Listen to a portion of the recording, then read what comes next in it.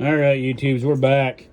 So what I've got here is a Farmer Tech setup here for an MS250. For a friend of mine. It's actually for Rocky Mountain Chainsaw's brother here. So first thing that I've noticed is I'm really not a huge fan of this kind of coating right here that's on it. And I wanted to make sure it was all nice and true and flat. So I went ahead, I got an inch thick here piece of granite, and then I just taped some some emery cloth to it and made sure it was nice and clean. So that's the ending result. So it was pretty true. There was a little bit of a high spot, right? I think it was right there. Now it's down to about the rest of it. And then right here is the other surface. So I wanted to make sure it was good and clean before I Durco coat it and put it all back together. And I did a quick inspection. Let's see if I can zoom in on here. Did a quick inspection right here on the intake side, on the roof of the intake. It's really sharp, so I'm gonna have to get in there with my tool and clean it up real quick.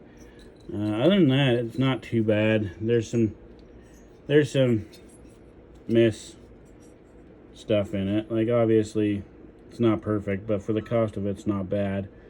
It's not a bad looking setup. We'll see how well it functions. Let's see if I can zoom back out.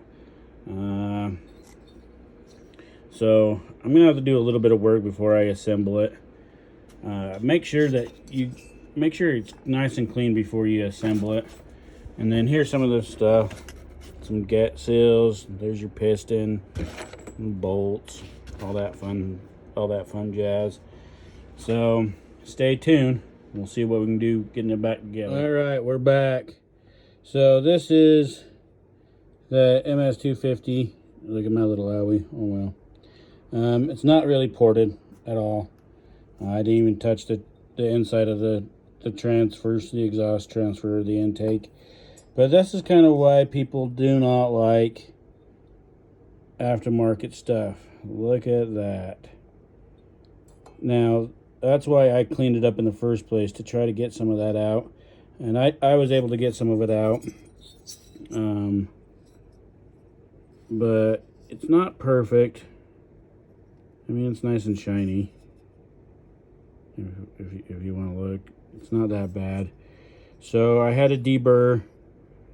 It was really sharp right there on the intake. It was really sharp on the exhaust, so I did that.